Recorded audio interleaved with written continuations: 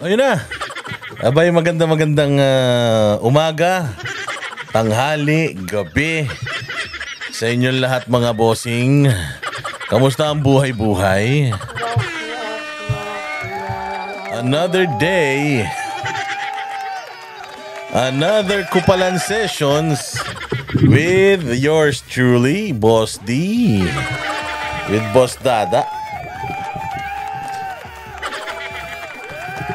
Magandang buhay sa inyong lahat at nandito na naman tayo.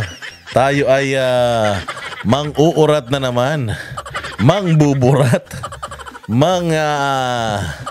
mamemerwisyo at magpapasakit ng mga almoranas ng lahat ng mga sinungaling, mga kawatan, mga demonyo, magnanakaw, akyat bahay, Judas, Barabas, Hestas at mga sinungaling sa gobyerno. Diyos mio, abay, mainit na mainit ang mga nangyayari sa bayan natin. At habang tayo ay nasa laya pa, tayo ay mangulit muna. Unang-una sa lahat, magpapasalamat tayo sa mga nagsusuper thanks sa ating channel, sa ating mga uploads, yung mga nagpapadala ng kanilang mga appreciation monetarily. Meron dyan super thanks sa may tabi ng mga like and share dyan sa mga ano dyan. Meron dyan puso na merong plus. Yang super thanks yan. Salamat sa mga nagko-contribute sa ating channel. At syempre, nakikita yan, pinopost ko yan sa sa community ng ating channel. Yan, pinakikita ko yung inyong mga pakulay. Na-appreciate natin ng sobra-sobra yan. Oo, syempre. At marami mga nanonood dito hindi pa nakakapag-subscribe, ha? Mag-subscribe naman. Subscribe naman. Para naman meron silbi sa bayan, kayo talaga, oh. Oh, tapos mag-like na din. And share. Importante yung share, mga bossing. Kasi nga, pag nag-share ka, oh, di ba, halimbawa, natuwa ka, oh, meron kang kaibigan, gusto nyo mo rin matuwa. Oh, ayan. Tapos may kaibigan ka naman, maiinis kapag nakita yung pagmumukha ko, oh, di at least 2 birds in 1 stone. Oh, kaya like, share, subscribe. At meron din tayong Facebook page. Mag-subscribe, follow din kayo dyan. Oh, dyan tayo nakikipaggulpihan, mga bossing. At ano ba ang ating pag-uusapan ngayon? Direct to the point na tayo. Para hindi masyado mahaba ang usapan. Oo, ito nga ang ating mga pag-uusapan. Papakita ko na kagad. Diyos ko po, ito mainit na mainit. Si Risa Ontiveros. Walang hiya, Risa. Ano tong nababalitaan ko sa'yo? Na ikaw pala ay dating ikaw mahilig ka mag-hearing, ha? Biglang namamatay yung mga hearing mo, ha? Oo, bakit? Nakuryente ka? Dahil sa yung hayop ka, ha? Dahil sa yung punyetera ka. Nababansagan kaming mga Pogo vloggers, ha? Speaking of Pogo, ha? Speaking of Pogo, putang ina niyan, ito si Alice Go naman kasi. Oo, nagpunta-punta to kay PRD para magpa-picture. Actually, ang nangyari dun sa picture na yon, kasi may picture sila ni PRD sa loob ng bahay ni PRD, di ba? May kaibigan si Alice Guo na may connection kay PRD at talagang gustong-gusto raw nitong babaeng to na magkaroon ng picture kay PRD. Hindi to kilala ni PRD. Oh, hindi yan kilala ni PRD. So, ang nangyari, pumunta siya doon sa bahay na yun, hinook up siya nung kanyang kaibigan, tapos nakapagpa-picture siya kay PRD doon. But it doesn't mean personal sila magkakilala ni PRD. Pucha naman. Si PRD kilala ni Alice Guo, pero si PRD di kilala si Alice Guo. Although bagamat mayor si Alice Guo, di sila magkakilala niyan. Ilang taon pa lang tong batan to. Tingnan mo naman yung mga kaibigan nito ni PRD, tatanda na. So gumawa ng matrix tong putang inang babae na ito. Oh, gumawa ng matrix, ikinonekta si Michael Yang, ikononekta si Rodrigo Duterte, ikononekta si Harry Roque dito sa Pogo Operations di umano ni Alice Go. Ba, napakasipag nito ni Ontiveros. Si Alice Go talagang lahat hinalukay niya, pati bituka.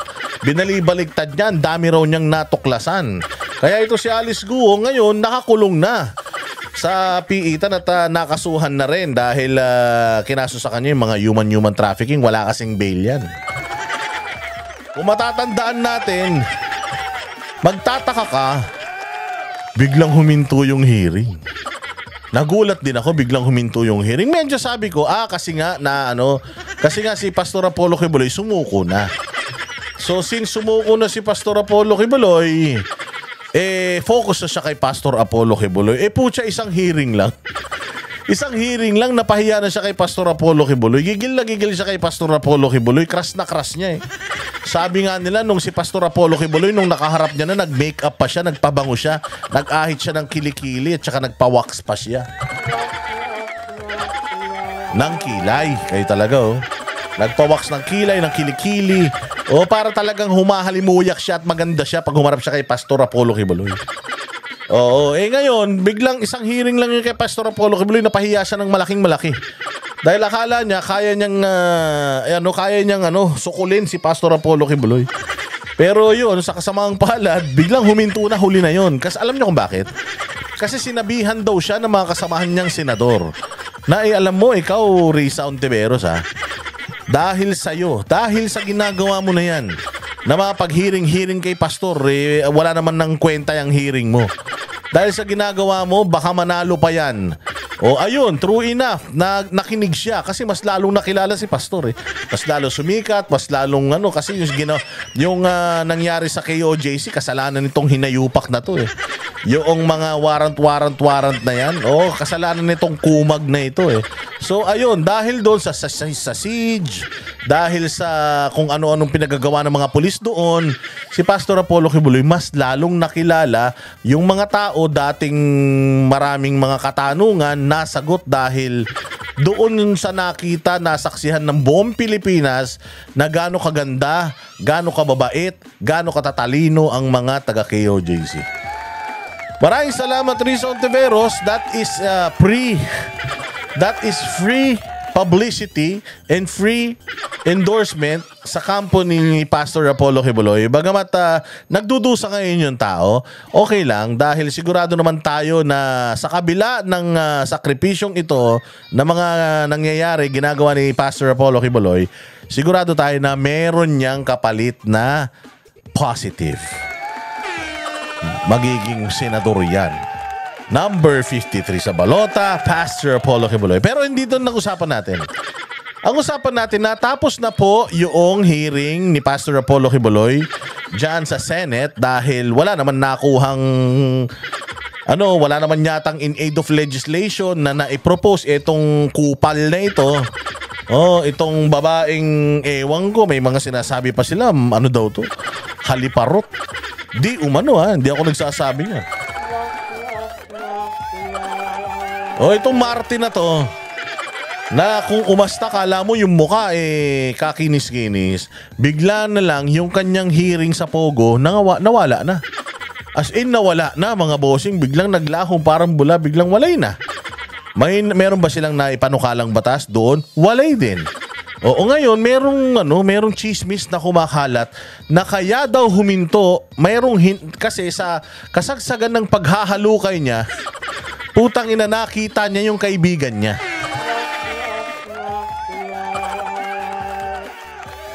Kasagsagan ng kanyang paghahanap ng mga kabulastugan, nakita niya yung kakilala niya, nakasalubong niya, huy, anong ginagawa mo rito? Gago. Putang ina ka. Kaibigan mo ko, tanga, damay ka dito. Ayun na. So di umano from Pogo. From Pogo, tawag dito, investigator, from Pogo investigator, naging na daw siyang Pogo protector. According dito nakuha ko lang po itong video na to dahil Ang haba naman kasi nung live nila sa Srugando Sasot, putang ina naman, 10 oras. Anak ng tinapay, kung panonoorin ko yung 10 oras na yun, baka sumabog yung ulo ko sa dami ng pinag-usapan. Tapos 10 oras, lagpas pa sa isang shift.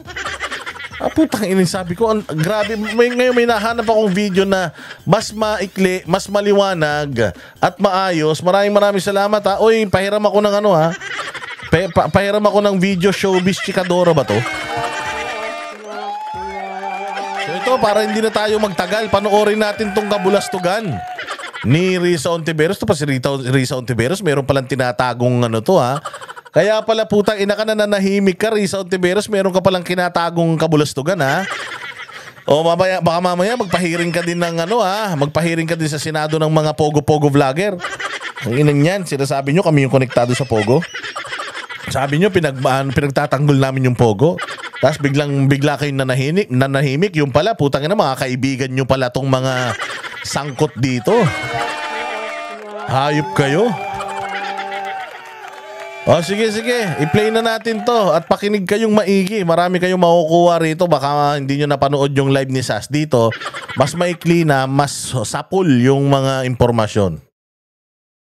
Kasagsagan ng investigasyon sa Pogo na iniuugnay kay former President Duterte, Pogo Matrix, inilabas ni Senator Risa Hontiveros.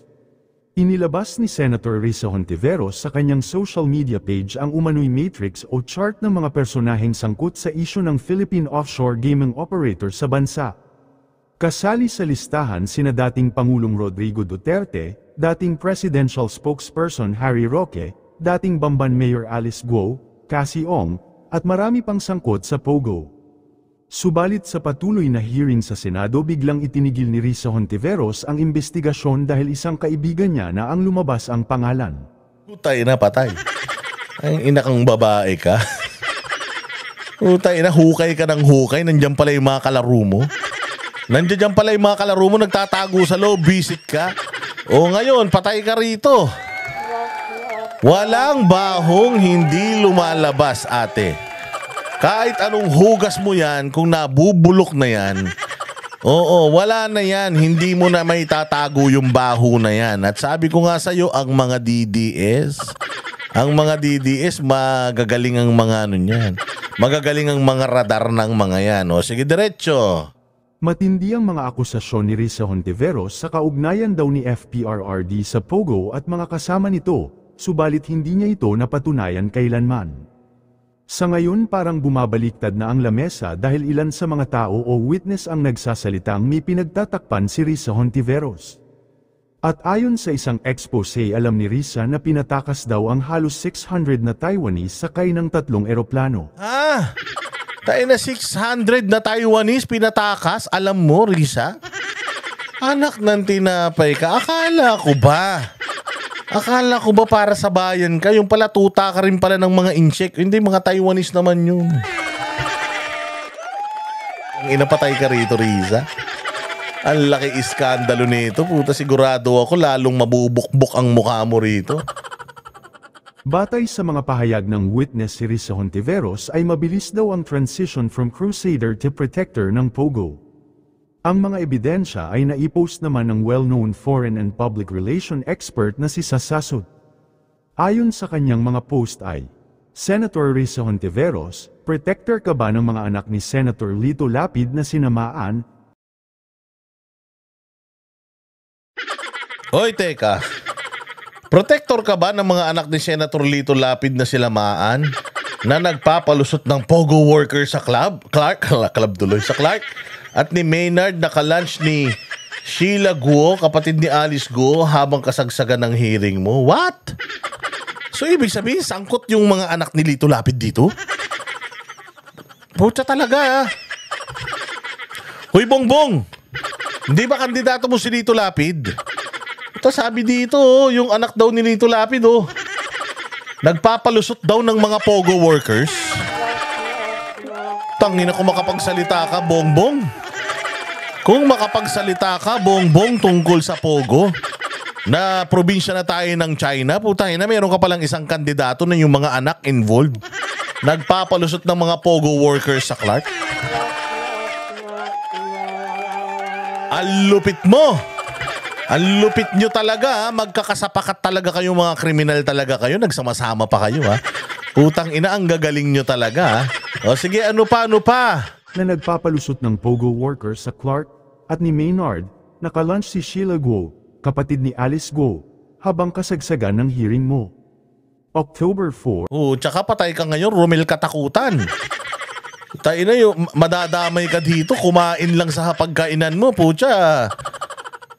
Balita ko, nag-take down na daw ng channel to si Romel Katakutan dahil dito, dahil nga na-post niya, na-vlog niya yung pagpunta nitong mga Pogo Queen and King. Taga Pampanga to Taga Pampanga to, itong si Romel Katakutan, ito yung kain ng kain, yung lahat pinakain nito kahit sila Senator Bato nagpunta rin dyan. Anak ng tinapay, so diyan pa nagbubudel fight 2024. Ayan kabudel ng anak ni Senator Lito Lapid ang kapatid ni Alice Guo na si Sheila Guo. Naku po! So kabudel fight ni anak ni Lito Lapid na si Maan, etong kapatid ni Alice Guo. So ano yun? So anong ibig sabihin nun? Dapat pala napatawag din sa Senado yung anak ni Senator Lito Lapid. Tangina, patay tayo dyan. Ang lupit mo talaga, Sas. Putainan yan. Salot ka talaga sa mga kalaban ng mga Duterte. Tangina, ikaw talaga ang kryptonite nila. Kabudel, edi ka close.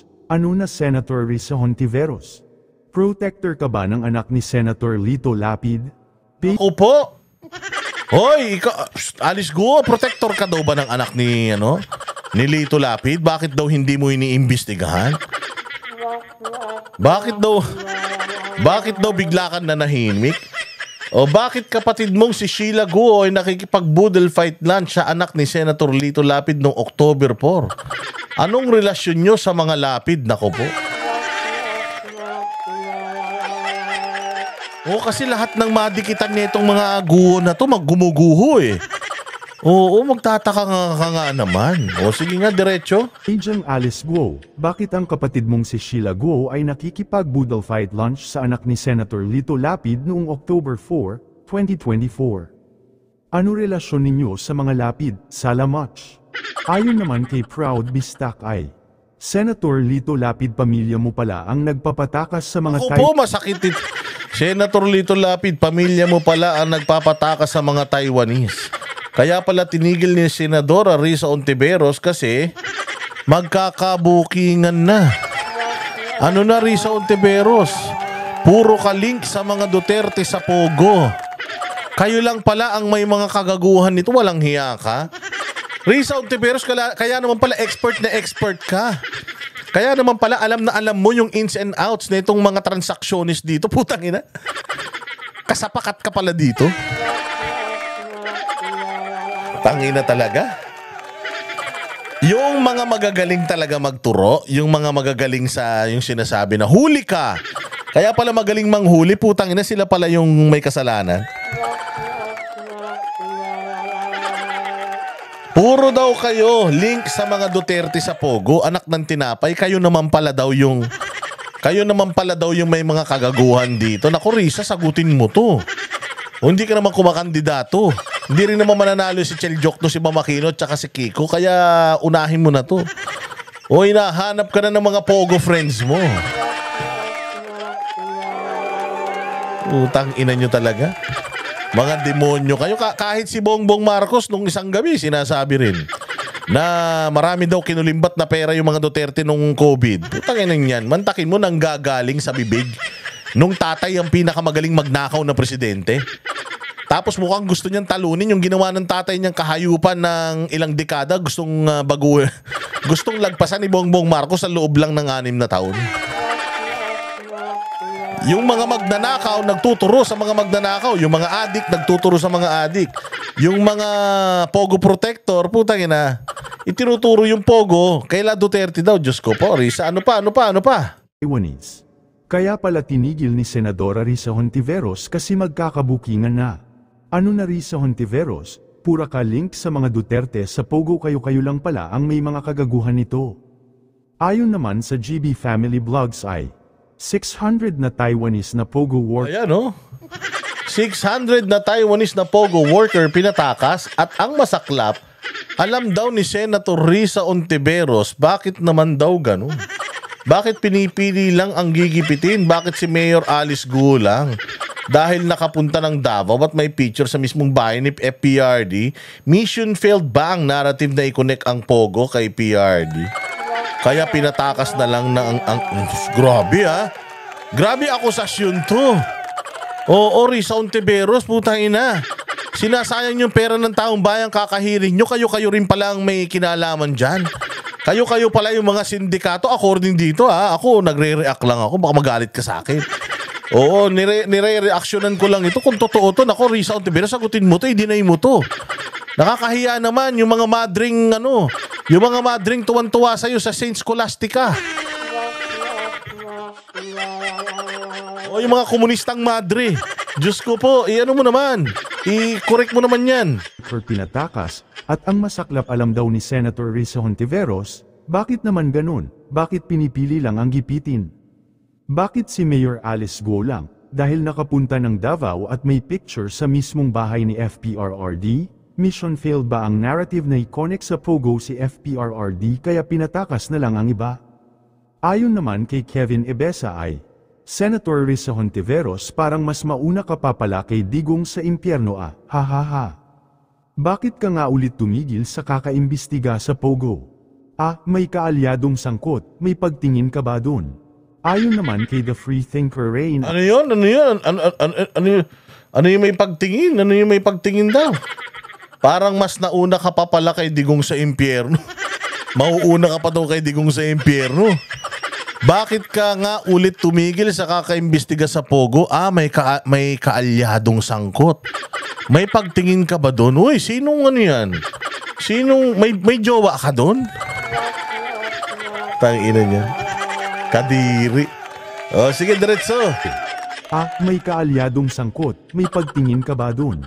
Ayon naman kay The Free Thinker Rain ay, sa sobrang gigil, pilit niyang iniuugnay si PRRD sa Pogo. Ako po! Pilit na inuugnay si PRD sa Pogo. Inuugnay si Harry Roque sa Pogo. Puta ko, sino-sino inuugnay sa Pogo? Pati yung mga vloggers. Pogo na din. Sa sobrang gigil mo, ayan na. Lumabas ang findings. Friend pala niya ang connected. Ayun, biglang tumigil. Ano na, Risa? Oy, Risa, ano ba naman yan? Kaibigan mo pala. Imbestigahan mo. Utang ina niyan. Walang ganon, sis. Imbestigahan mo, ang galing-galing mong mang-akusa eh. Lahat inaakusahan mo, kala mo, ikaw ang pinakamatinong babae sa buong mundo eh. Pati si Pastor Apollo Kibulo, inaakusahan mo eh. Hindi pa nga tapos yung kaso, hindi pa nag-uumpisa, inaakusahan mo ng hayop ka eh. Inaakusahan mo lahat na konektado sa Pogo, yung pala yung mukha mo. All over the place, nandoon pala sa Pogo. Risa, magpaliwanag ka rito, nakakahiya to ha. Nung lumabas ang findings na friend niya pala ang connected, ayun, biglang tumigil. Ano na, Risa? Ang galing ng transition ni Risa sa Pogo. From crusader to protector. Ayon naman kay Rice Filipino ay, siguro, wala munang pakialamanan sa mga Pogo-Pogo kasi... Wala muna. Nangangampanya pa si tanga. So kinakampanya ni Pogo Queen. Grabe kayo ha, Pogo Queen na talaga tawag nyo. Nangangampanya si Pogo Queen. Kinakampanya niya pa. Siguro, baka pinonduhan niya itong mga to. Saan galing yung pera na yan? Baka sa Pogo din galing yun ha. Ikaw talaga, Risa ha. Noong nakaraan, noong kandidatura mo, nung una mong pagkapanalo, ikaw, umano ka pala, kumuha ka pala ng campaign funds dun sa isang smuggler ha. Diba yung nahiring-hiring pa yun na bisto na nagbigay ng pera yung smuggler campaign funds nito ni Risa Hontiveros. Ewan ko ba't nanalo pa to eh. Kaya naman pala hindi mo hinihiring yung mga smuggler, may mga kaibigan kay smuggler. Ngayon naman, nag-i-smuggle kayo ng tao ha. Nag-i-smuggle kayo ng tao palabas ng Pilipinas sa 600 na Taiwanese pinalabas daw nang walang sabi-sabi. Antindi ni Risa ha. Kung totoo to, Risa, dapat magpaliwanag ka. Ang galing-galing mo pa naman magsinungaling. Busy si Madam Chair sa kampanya. Panuuri ng full video ng interview ni Sasasot sa isang witness na kung saan malapit. Ayan, panoorin natin to. Balanga. Okay, taga-Balanga. Nako yung mga taga-Balanga dyan na congressman, proteksyonan nyo to dahil ito ay matinding expose. Okay, Yumi, bigay mo muna sa amin yung background kasi maraming hindi clear doon sa pasabog ninyo sa video. Ano ang connection mo? Sino muna yung kasama mo doon sa video? Kasama ko si Madam, mother ko siya. Kung tawagin siya ng Madam. Madam 2 siya ang tawagin. Mother mo siya. Nanay mo siya. Okay, taga-BI din siya or? No, yung mga taga-BI kasi, nagpapahula sa nanay ko. Oo, nagbabasa siya lagi. Tapos, it so happen kasi na halos lahat naman doon, nahook talaga kay mami kasi nababasa niya yung mga mangyayari. Tapos, hanggang sa dumating yung time na, as in, naging ka-close na nga namin, itong si pamilya mismo ni Maan. Oo. Okay, ayan na si Ayang Mahiwagang Maan, ha? Sandali lang, ha? Mamaya na tayo kay Maan. So, i-share nyo muna ito para malaman ninyo kung sino si Maan. Share nyo. Oy, si Maan. Ikaw talaga Maan, ha? Ikaw talaga Maan. Ikaw talaga. Yung mga kakilala nyo ngayon dahil ito ay ang anomalya sa Pogo. Kasi tungkol to sa Pogo eh. So, ayan. So, yung kasama mo sa video kanina ay iyong mother na manghuhula na ang mga taga-Bureau of Immigration, BI po ay taga-Bureau of Immigration, ay nahook sa nanay mo para magpahula. Okay. Bureau of Immigration, ito saan? Sa Clark. Tsaka sa Manila. Parang konektado na yan eh. Siyempre, parang radyo ba? Radyo. Okay. So, Bureau of Immigration sa Clark, Pampanga, at sa Manila. Okay, Bureau of Immigration. Ngayon, kayo lumabas kayo nagpasabog kayo dito sa video na to. Kailan to itong video na ito na chumichika kayo? January lang yan. Itong Ito nagbagong to. Ngayon lang, 2025. Tayo na, tindi mo talaga, Risa. Bumabackdoor ka, ha? Second week of January. Second week of January. Saan nyo ito ginawa? YouTube or TikTok? Sa YouTube. YouTube. Okay. Nag-live ka sa YouTube. Okay.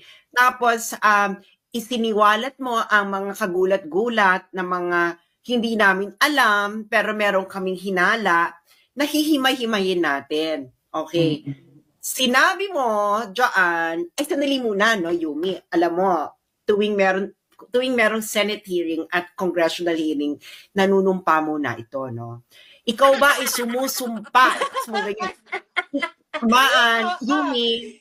Kailangan ba taas yung kamay kong ganyan? Yes, itaas mo ang iyong kanang kamay at sabihin mo, ikaw ba ay sumusumpa sa kabila ng buhay mo at ng iyong mga anak at ng pamilya mo sa harap ng sambayanang Pilipino na ang sasabihin mo ngayon ay pangwang katotohanan lamang, walang labis at walang kulang? Yes po. Ayan Sumusumpa. Sumumpa na sa iyong Santiago sa harapan ng mga Pilipino at sa kabila ng buhay niya at ng kanyang mga anak at ng kanyang pamilya. Okay. Now, makinig kayo. Okay, Yumi, January to shooting. Ngayon, may sinabi ka dyan na pinatakas. Sinong unang sinabi mo? May mga pinatakas na Pogo. Okay? At ang nilink mo ay isang nagngangalang Maan. Tanong ng karamihan ngayon sa atin, Yumi, sino si Maan at kaano-ano mo siya? Si Maan is anak siya ng senador at isa siya ang mismong head ng airport ng Clark.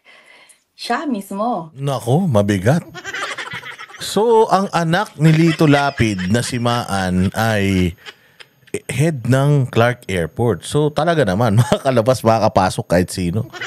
Kaibigan niya, diretso na yan. Medyo malupit ito, ha? Lito Lapid, ikaw patahi-tahimik ka lang, ha? Matindi pala yung mga anak mo ha. Pero pwede nyo namang i-deny ito. Ito naman ay akin lang ipinakita dahil medyo nagulat ako kasi ang dami ng mga tao na na-involved dito sa Pogo na ito eh. Ang dami ng ginatasan ito tapos yun pala puta nananahimik kayo. Kayo pala ang merong mga connection dito ha. Tapos ang dami ng mga nakulong. Ang dami ng mga nakontem. Tapos kayo sitting pretty kayo ha. Tumatakbo pa kayo sa senador ha. Sige, sige. Ang head ng airport. And then, naging kaibigan ko siya for how many years? Nung time Ilang years? na down pa siya. Siguro, Ilang years? as hanggang 18, 19, 20, almost 3 years, gano'n. Tapos nagkakalabuan na ng 2022, gano'n. Bakit paano kayo naging magkaibigan ni Maan? Nung time na na nagpapahula sila kay Mami, pag ayaw na ni Mami pumunta ng Clark, pumupunta sila mismo sa bahay. As in, mga naka-uniform silang pupunta sa bahay. Sandali lang Ano ba? Yumi. Meron ka bang ebidensya na magkaibigan kayo ni Maan? Madami, Diyos ko. May pictures ka ba? May pictures ka ba ni kayo ni Maan? May Ganyan. video na umiinom pa kami. Yung, alam mo, yun yung as in magkakasama kami talaga. May video. So, pwede mo ba ipadala sa akin to ngayon sa aking Facebook para makita Yes. natin, no? Kasi kailangan kasi alam mo sa Senate hearing, sa congressional hearing, kailangan ng mga ganyang ebidensya, no? So, pwede mo bang ipadala sa akin to ngayon sa Facebook habang para maipakita natin to? Para Pero may dito nasa phone ko pero I don't know if ma-retrieve ko sa Facebook. Hindi, I'm not so sure. Nandito kasi. Ay, hindi, ganito na lang. Kung nasa phone mo, ipakita mo na lang sa camera. Pakita mo na lang sa camera yung... ito ba phone mo to? Phone mo Oo, ba yan, gamit mo? gamit ko. Okay. So, ipapadala mo na lang to sa akin mamaya. Ano lang to? To follow na lang to mga To follow. Sige. Filipino people. Okay. So, marami dito ngayong haka-haka na kung sino si Maan. Si Maan ba ay si Maan Lapid na head of B.I. Clark International Airport? Yes. Grabe name drop. Again disclaimer, hindi po ako ang nagsimula nito. Kinontent ko lang po ito, nire-reactionan ko lang ha, kasi mabigat ito. Lagi nilang isinisisi sa mga Duterte. Tapos yung pala, sila naman pala yung mayroong mga konektado dito sa mga ganitong mga maruruming gawain. Kaya dapat ini-expose natin ito. O para naman kahit papaano, makaamanos man lang ang mga Duterte. Gamit na gamit ang mga Duterte. Yung pala, yung mga nasa gobyerno ngayon, sila naman pala yung mga talagang may kasalanan, kawatan, mga satanas at mga demonyo naman pala talaga. Siya. Ay, hindi ko siya sinasabing yes or no lang ang sagot, ha? Sinunod ko siya ba? Wala po akong ganon. Yung mga senador at Siya talaga. si Maan Lapid na head. Paki-fact check nga kung si Maan Lapid ngayon ang head ng BI. Automatic fact checking tayo mga friends, ha? Kasi mamaya ini-etos lang tayo ni Yumi Santiago. Siya ba ang head? Siya ba ang head? Okay. Uy, madami nakakilala sa akin sa viewers. Nakita ko, Umaming kayo. Pagtatapampaling ko kayo, maming kayo. Okay. Yung mga gustong umakyat na mga taga-BI na sukang-suka na, sabihin nyo, may mga nakikita kami. Okay. Okay. Ngayon, so si Maan Lapid, ito ba ang sinasabi mong anak ng senador? Oo, siya. Sinong senador ang tatay niya? Hindi ko alam. Si Senator Lito Lapid. Okay. So, Si Supremo. Patay ka ngayon. Senator Lito Lapid, nadamay ka pa. Tumatakbo ka pa naman, wala ka na. Tagal-tagal ng senador ni Lito Lapid. Nakalimutan ko na nga senador siya. Kung kailan siya bababa sa posisyon para tumakbo ulit nadamay-damay pa naman dito sa mga ganitong iskandalo. Ano ba naman yan?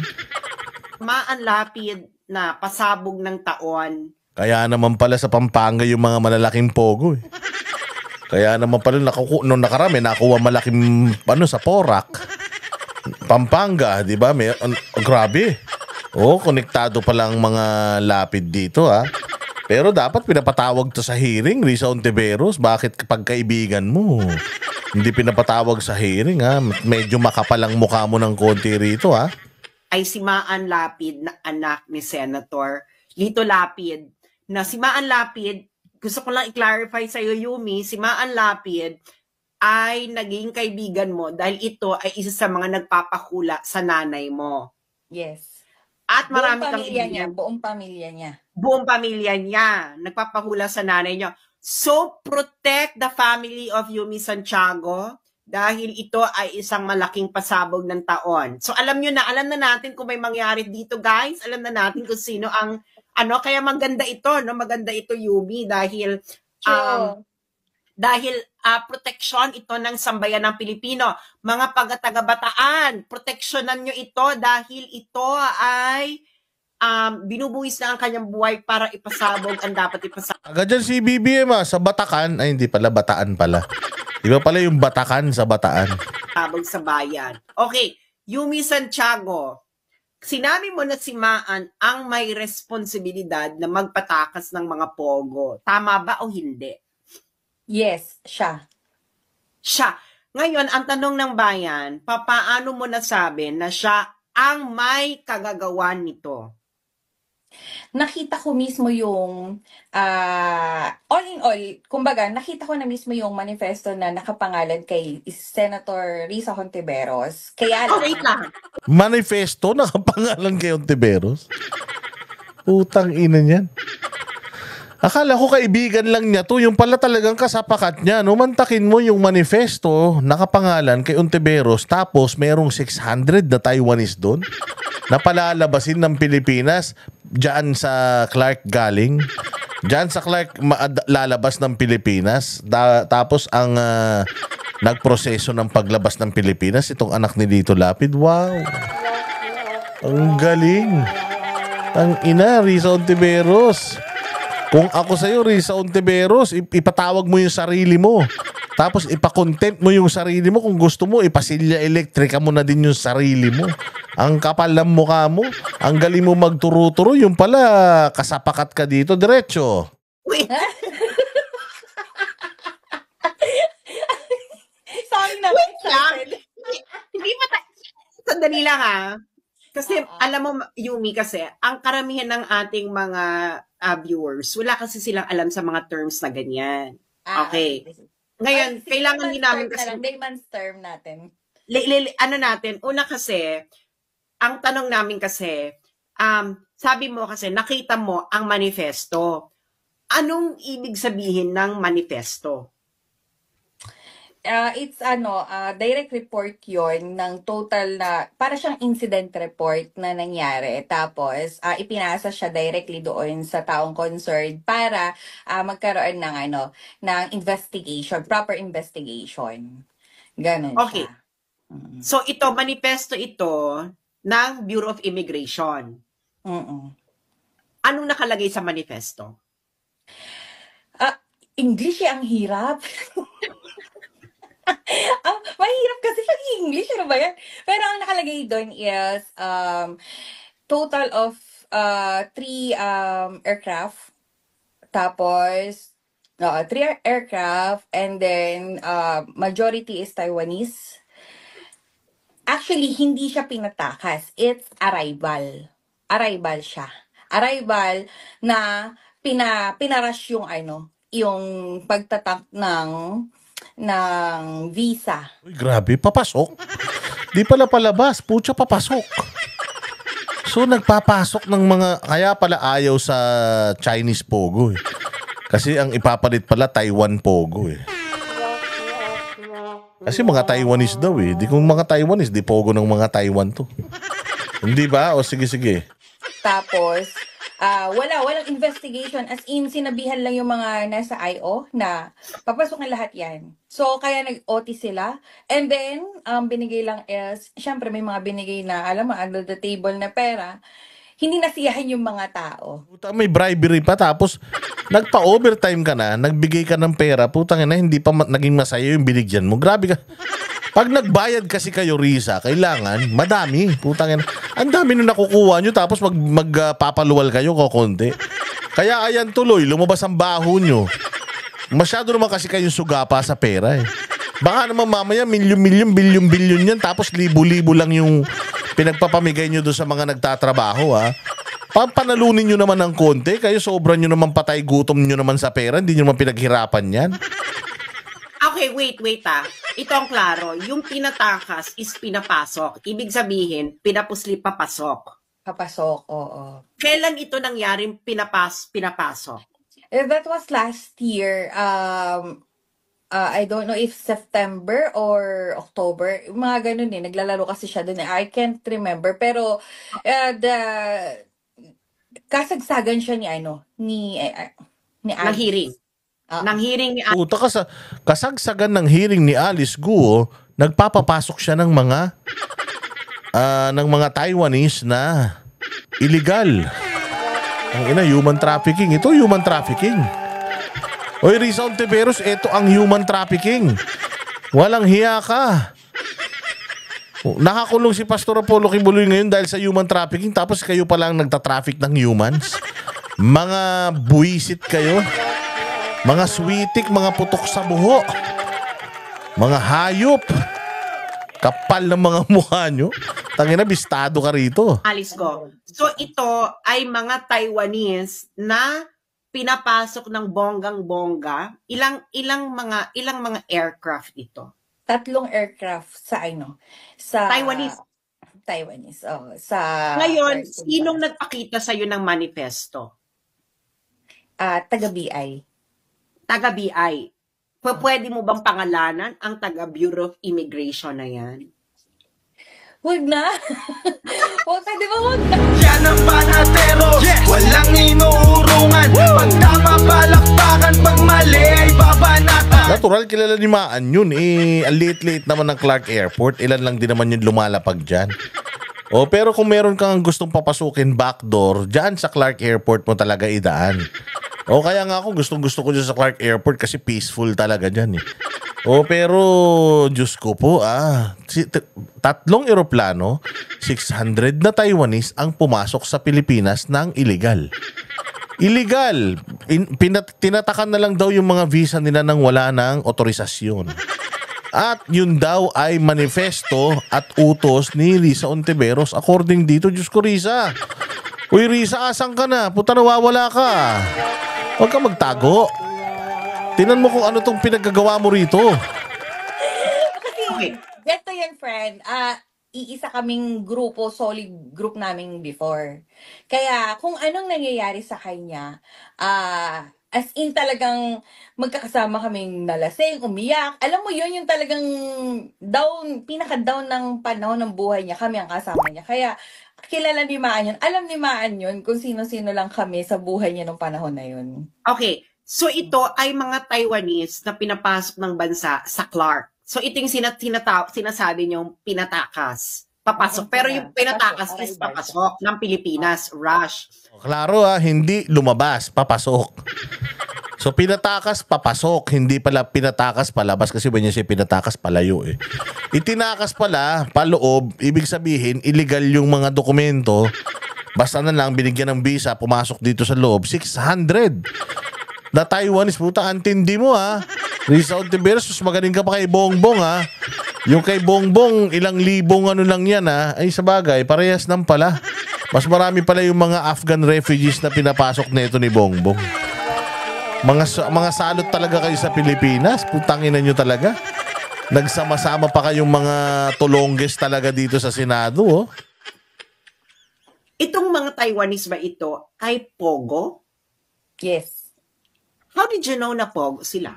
After mag-expire ng ito malaking to. Ewan ko kung mabubuksan ulit. Pero, I think January din, nagkaroon ng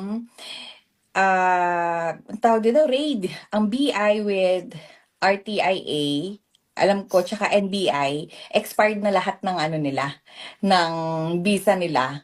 200 of them were caught, tapos sa Pogo Hub. Ito yung mga Taiwanese. Taiwanese. Actually, madami natin. May Chinese, Taiwanese, halo-halo.